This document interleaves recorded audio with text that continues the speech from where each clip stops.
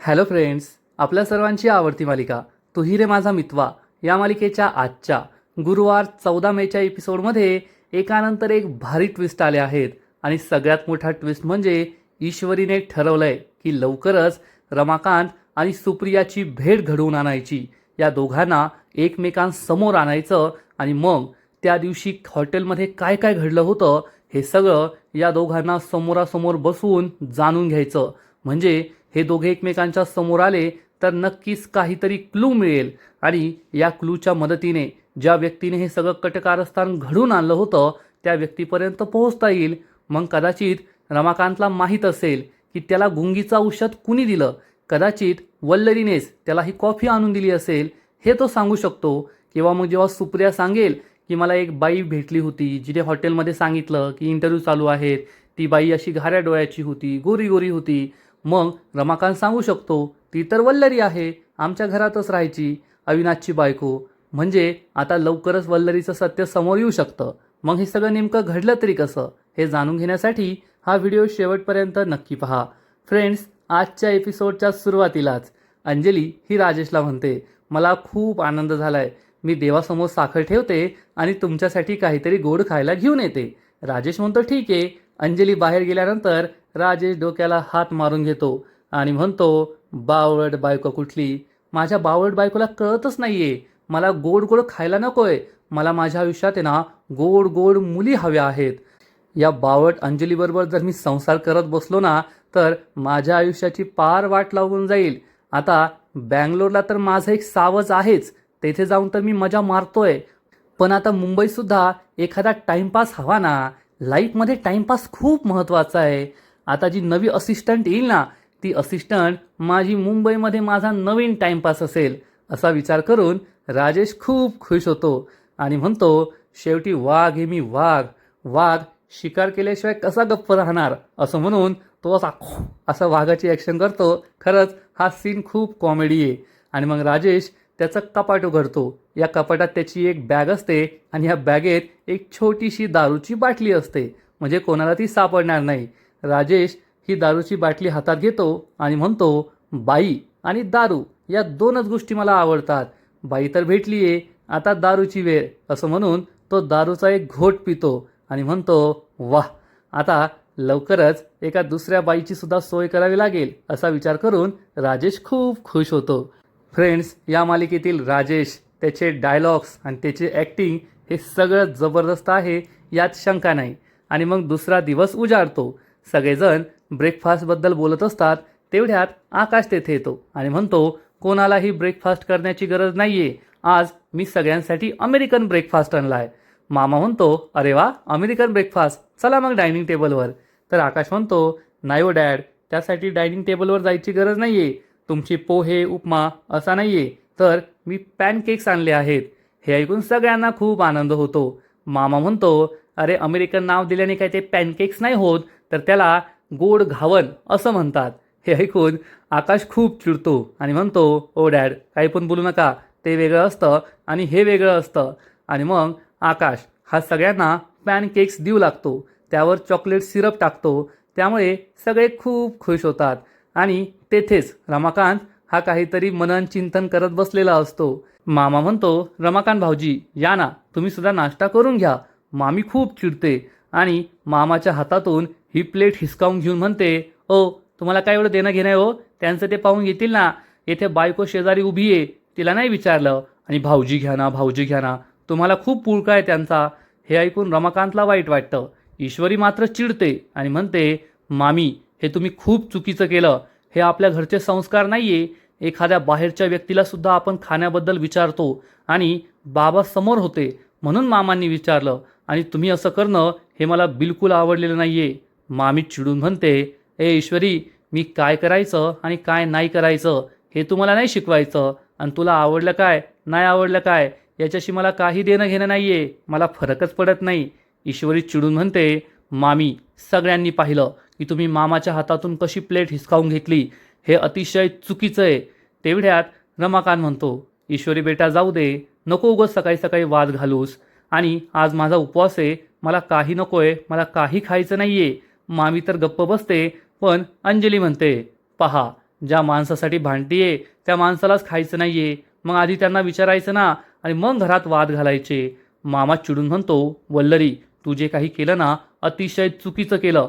तेवढ्यात रमाकांत उभा राहतो आणि म्हणतो, तुम्ही सगळे भांडू नका, मी माझ्या खोलीत जातोय. असं म्हणून रमाकांत तेथून निघून जातो.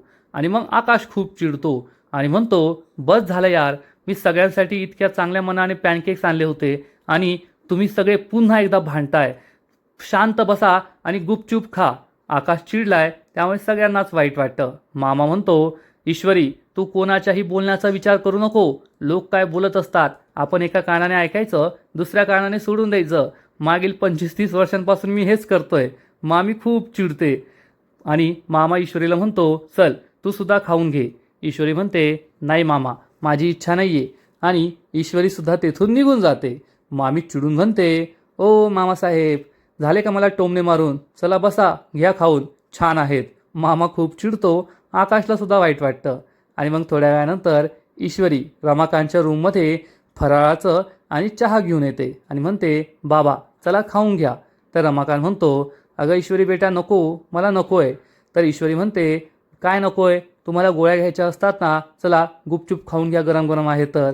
आणि ती रमाकांतला बसवते. रमाकांत चहा पितो आणि म्हणतो, अरे वा, चहा तर खूप छान झाला आहे.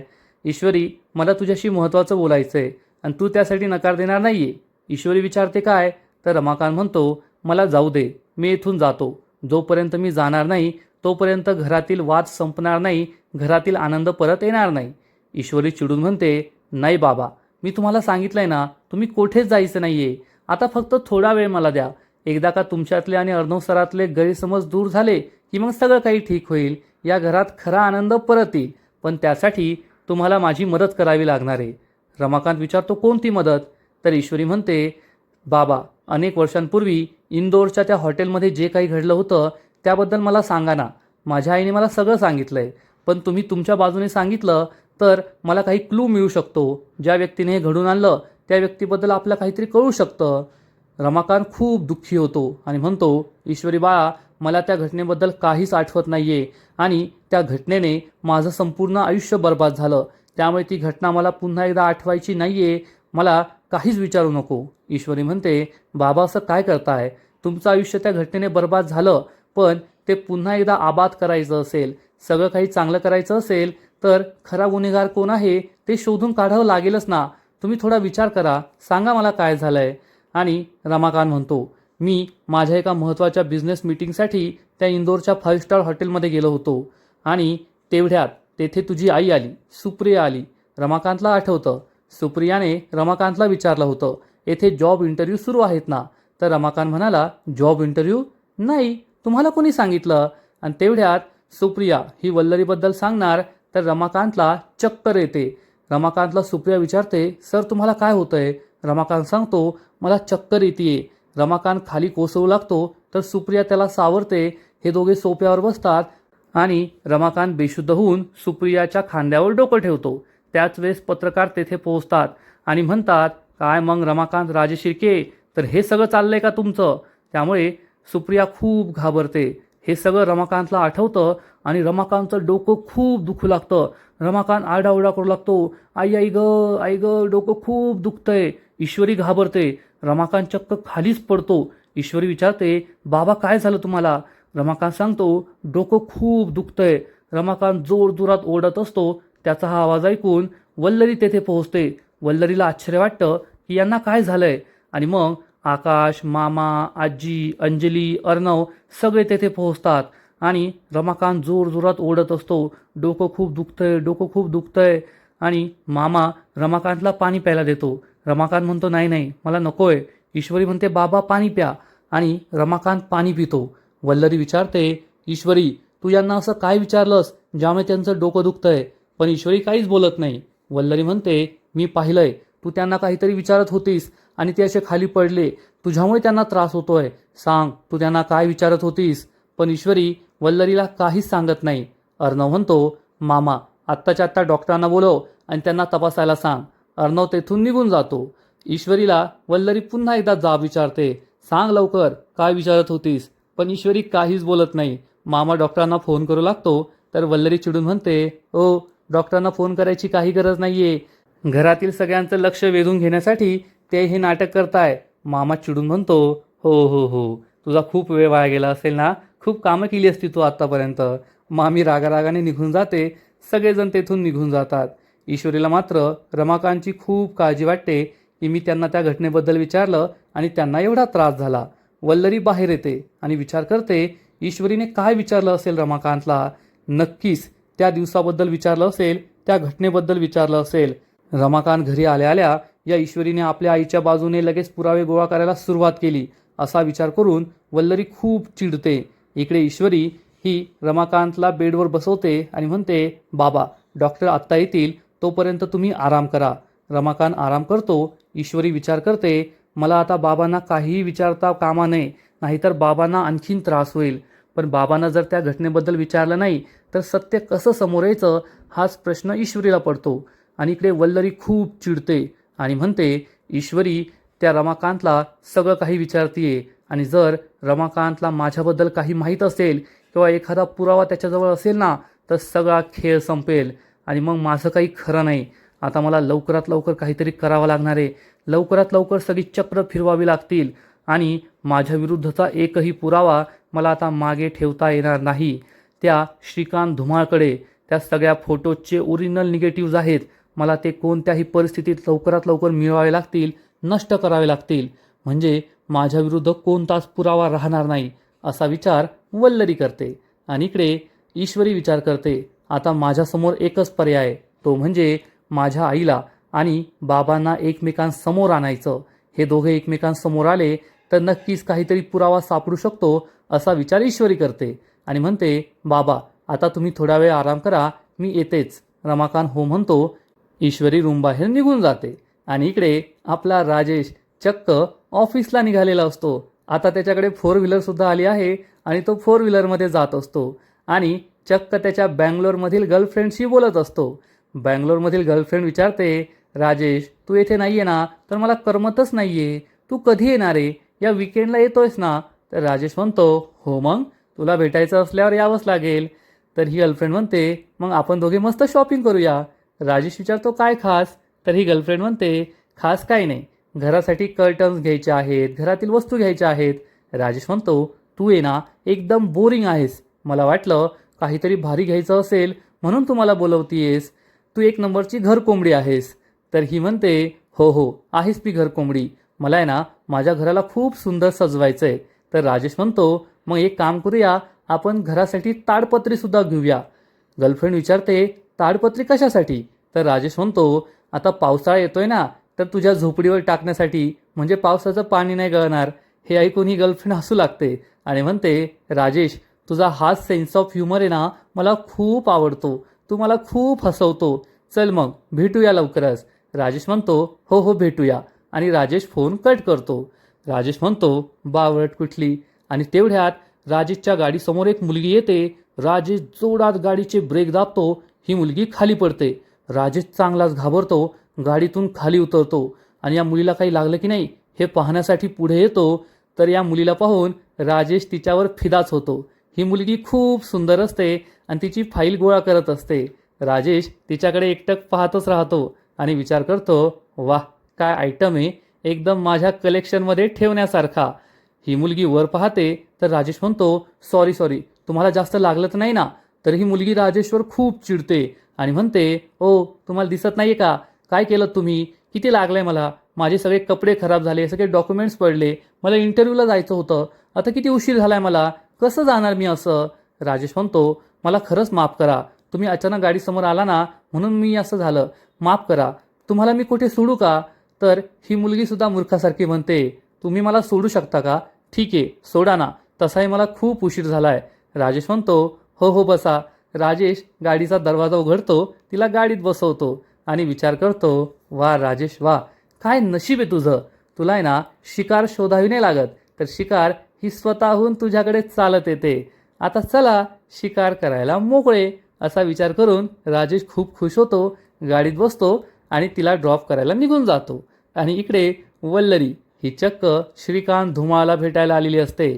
श्रीकांत धुमाळ विचारतो, मला इथे कशासाठी बोलवलंय. तर वल्लरी म्हणते, तुम्हाला ते चांगलंच ठाऊक आहे. मला रमाकांत आणि सुप्रियाच्या फोटोचे ओरिजिनल निगेटिव्हज हवे आहेत. तर हा श्रीकांत धुमाळ चिडून म्हणतो, तुम्हाला काय वाटलं मी ते तुम्हाला एवढ्या सहजासहजी देईल? तर सुप्रिया म्हणते, ए जास्त नाटक नाही करायचं, चल बोल, किती किंमत हवी आहे तुला? श्रीकांत धुमाळ म्हणतो, तुम्ही किती देऊ शकता? वल्लरी म्हणते, आता आला ना ताळ्यावर. वल्लरी तिच्या पर्समधून नोटांची एक गड्डी काढते. श्रीकांत धुमाळ म्हणतं, एवढेच नाही जमणार. वल्लरी अजून एक गड्डी काढते, पण श्रीकांत त्यासाठी सुद्धा नकार देतो. वल्लरी तिसरी गड्डी काढते. श्रीकांत तयार होतो, तिच्या हातातून पैसे घेतो, गाडीचा दरवाजा उघडतो आणि पैसे बॅगमध्ये ठेवून वल्लरीला हे निगेटिव्हज देतो. वल्लरी हे निगेटिव्हज पाहते तर ते ओरिजिनल असतात. वल्लरी खूप खुश होते आणि म्हणते, चल मग आता ते पैसे मला परत कर. श्रीकांत धुमाळला मोठा धक्काच बसतो. तो विचारतो, काय बोलताय तुम्ही? तर वल्लरी चक्क त्याला बंदूक दाखवते आणि म्हणते, बऱ्या बोलाने पैसे परत कर, नाहीतर आता तुझा हा चेहरा आहे ना फक्त फोटोत आणि ढगातच दिसेल. श्रीकांत खूप घाबरतो आणि गाडीचा दरवाजा उघडून वल्लरीने दिलेले पैसे तिला परत करतो आणि वल्लरी म्हणते, चल निघायचं इथून, काय तोंड फार बसलाय माझं, निघ. असं म्हणून ती त्याला पुन्हा एकदा बंदूक दाखवते. श्रीकांत धुमाळ घाबरतो, गाडीत बसतो आणि तेथून पळून जातो. वल्लरी खूप खुश होते आणि म्हणते, चला एक काम तर झालं, आता पुढचा प्लॅन. म्हणजे ही वल्लरी कोणत्या लेव्हलची बाई आहे ते कळतच नाहीये. तिच्याकडे बंदूक सुद्धा आहे, ती काही पण करू शकते एवढं मात्र खरं. आणि इकडे ईश्वरी तिच्या माहेरी येते, दरवाजा वाजवते आणि विचारते, देसाई आहेत का? शुब्बू तेथे बसलेला असतो आणि म्हणतो, अरे इशू, चल ये ये आतमध्ये. ईश्वरी आतमध्ये येते तर सुप्रिया आणि नम्रता सुद्धा येतात. सुप्रिया ईश्वरीची विचारपूस करते, हात कसा आहे, बरा आहे का? ईश्वरी म्हणते, हो आता बरं आहे. आणि नम्रता म्हणते, काय ग, तुला आता बहिणीची आठवण आली का? तर ईश्वरी म्हणते, अगं आठवण तर केव्हा झाली, पण वेळच नव्हता म्हणून येता नाही आलं, पण आता आली आहे ना. सुप्रिया म्हणते, अर्णव का नाही आले? अर्णव कसे आहेत? ईश्वरी म्हणते, अगं आई सगळं सांगते, आधी मला आतमध्ये येऊ दे, बसू दे, पाणी वगैरे दे. सुप्रिया म्हणते, हो हो. आणि ईश्वरी खाली बसते तर लगेचच शुब्बू म्हणतो, ए इशू, तुला काही गरज असली ना तर या शुब्बूला कॉल करायचा, बंदा आपकी खिदमत में हमेशा हाजिर रहेगा. ईश्वरी म्हणते, शुब्बू तू अजूनही बदललेला नाहीये, तसाच बडबोला आहेस, काहीही बोलत असतो. सगळेजण त्याच्यावर हसू लागतात आणि शुब्बू म्हणतो, इशू तू बस, मी तुझ्यासाठी इंदोरी स्पेशल रबडी जिलेबी घेऊन येतो. सगळे खुश होतात. शुब्बू घराबाहेर निघून जातो. सुप्रिया म्हणते, तुम्ही दोघी गप्पा मारा, मी तुमच्यासाठी जेवणाची तयारी करते. सुप्रिया सुद्धा जाते.